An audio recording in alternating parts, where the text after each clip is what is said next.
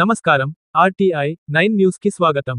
మెదక్ జిల్లా కలెక్టర్ కార్యాలయంలో ప్రజావాణిలో వచ్చిన దరఖాస్తుల పరిష్కారానికి అధిక ప్రాధాన్యత కల్పించాలని జిల్లా కలెక్టర్ రాహుల్ రాజ్ అన్నారు. సోమవారం జిల్లా కలెక్టర్ సమీకృత జిల్లా కలెక్టరేట్లో నిర్వహించిన ప్రజావాణి కార్యక్రమంలో అదనపు కలెక్టర్ నాగేష్, జడ్పీ సీఈఓ ఎల్లయ్యలతో కలిసి పాల్గొని ప్రజల అర్జీలను స్వీకరించారు. జిల్లా కలెక్టర్ రాహుల్ రాజ్ మాట్లాడుతూ, పరిపాలనలో ప్రజా సమస్యల పరిష్కారానికి అధిక ప్రాధాన్యత అందించాలని, పెండింగ్ ప్రజావాణి దరఖాస్తులను త్వరితగతిన పరిష్కరించేలా అధికారులు చొరవ చూపాలని కలెక్టర్ పేర్కొన్నారు.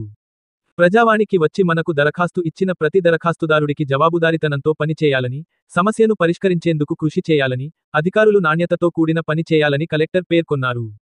మనకు ప్రజావాణి కార్యక్రమంలో అధికంగా రెవెన్యూ భూ లావాదేవీల సంబంధిత దరఖాస్తులు 19, ఇందిరమ్మ ఇండ్ల నిర్మాణం సంబంధించి 1, పెన్షన్ల మంజూరు దరఖాస్తులు 1, ఉద్యోగ ఉపాధిపై 2, ఇతర సమస్యలపై 33 దరఖాస్తుల మొత్తం 56 దరఖాస్తులు ప్రజల నుండి స్వీకరించడం జరిగిందని తెలిపారు.